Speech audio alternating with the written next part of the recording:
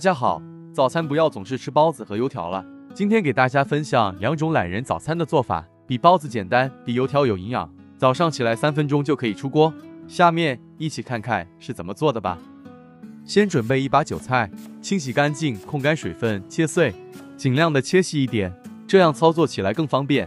全部切好以后，放到一个盆里，往里面加入少量熟的油或者香油，用筷子充分的搅拌均匀，这样能锁住韭菜里面的鲜味，也不容易出水。准备一个胡萝卜，削皮以后切成片，然后再切成细丝，最后再切成末。切好以后跟韭菜放一起，泡发好的木耳摘洗干净，切成丝，最后切成末。切好以后放盆里，碗里打入3个母鸡蛋，用筷子充分打散。打散以后先备用。锅里放少量油，油热以后下入鸡蛋液，把鸡蛋快速的炒熟炒散，尽量的炒碎一点，这样后面更好操作。炒好以后倒出稍微放凉，放盆里面再加入1勺虾皮。调味只需要加入少量盐和蚝油，盐一定要少放，要不味道容易咸。充分的搅拌均匀，用油拌过的韭菜不容易出水。接下来准备3块钱的馄饨皮，取出1张，舀上少量馅料，用刷子在周围刷一点水，这样包的时候更方便。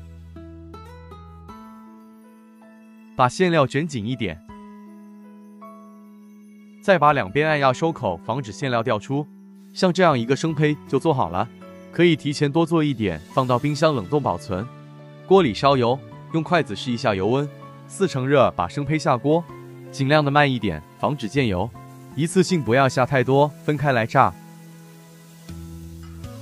炸至变色以后，翻过来炸另一面，时间不用太长，大约2-3分钟以后，变得颜色金黄就可以了。全部炸好以后，倒出控油，简单摆一下盘就可以美美的享用了。吃起来的口感是脆脆的，里面的馅料也是非常丰富。喜欢我的视频，麻烦大家点赞、关注、转发一下吧，非常感谢。接下来分享第2种做法，盘子里面刷少量油防粘，把生胚摆进去，稍微间隔开一点。锅里水开以后上锅蒸，盖上锅盖，大火蒸3分钟。到时间后关火取出。早餐的料汁稍微清淡一点，只需要准备少量醋就可以。2种做法供您参考，喜欢的家人们赶快去做起来吧。点我的头像主页，还有更多美食视频，我们下期见。